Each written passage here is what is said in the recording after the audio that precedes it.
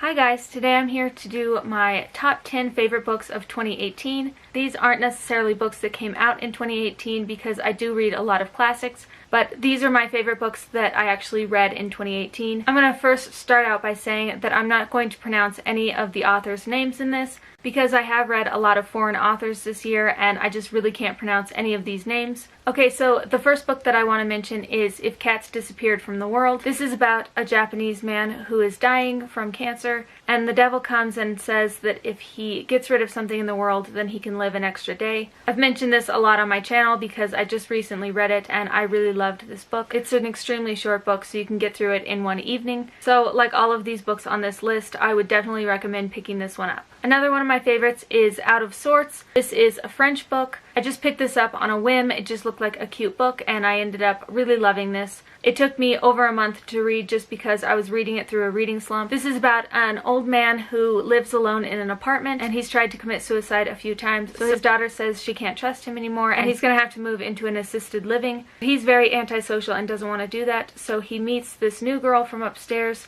and she decides that she's going to help him get his life back in order so he doesn't have to move. This was such a cute book and I haven't heard anyone talk about this here on BookTube, so if you haven't read this, I definitely recommend picking this one up. The next one I want to mention is And Still I Rise. I read a few Maya Angelou books a couple years ago and really fell in love with her writing. But this is one that I actually read this year and I really loved it. This is a poetry collection and it's just her showing how she can overcome anything. This was an extremely uplifting book and I listened to it on audio and it was read by her. So if you're interested in reading this, I definitely recommend finding it on audio because she does a fantastic job on narrating this. The next one is Sea Prayer. I just recently read this one as well and I really loved it. I think I only gave this 4 stars and I would probably give it 5 now. This is an extremely short graphic novel. This is about a father and his son, and they are refugees, and it's him writing this letter to his son. This was super sad, but I was really glad that I read it. And since I haven't read anything else by him, I really want to pick up more books after reading this one. Next is The Pleasure of My Company. I've read quite a few Steve Martin books, fiction and non-fiction, and this one is a fiction, and I really love this book. I wasn't expecting to give it 5 stars, but I really loved this. This is about a 30-year-old man who is kind of obsessive-compulsive, and he doesn't like to leave his house. I really loved all of the characters in this book. I just wanted to get to know all of these characters more. So if you like Steve Martin and haven't read this book, I definitely recommend picking this one up. Next is The Best We Could Do.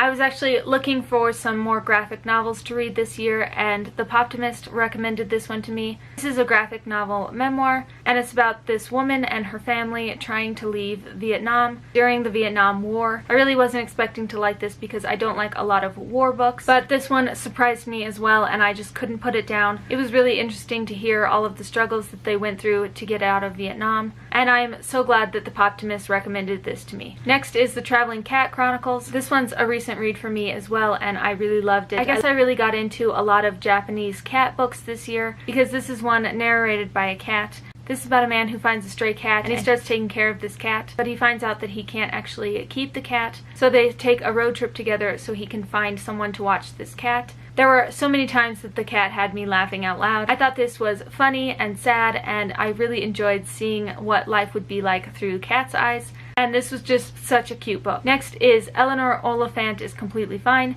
I'm sure this is on a lot of people's lists this year because it's just a fantastic book. I've heard so many people talk about this book, so I finally picked it up and I ended up falling in love with it too. This is about a woman who is socially awkward, but she sees a man that she thinks is going to be her future husband and she decides that she wants to kind of stalk him online. So she asks the IT guy for some help with her computer and they sort of form a friendship.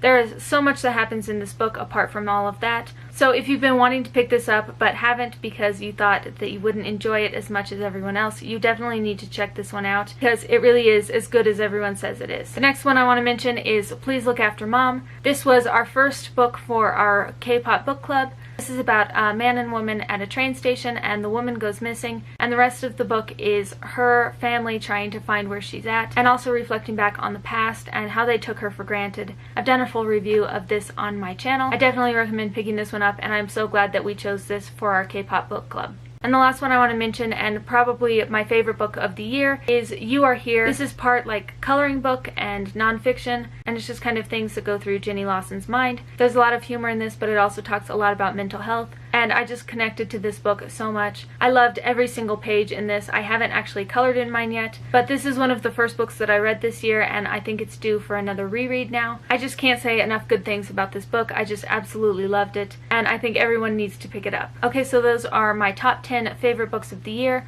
I really feel like I started out the year with a lot of 3 stars, but I've been bumping it up more and more as the year went on. Let me know if you've read any of these books and what you thought of them. Also, let me know what your favorite books were of the year, and maybe I can check them out if I haven't read them. And I will see you guys next time. Thanks for watching. Bye!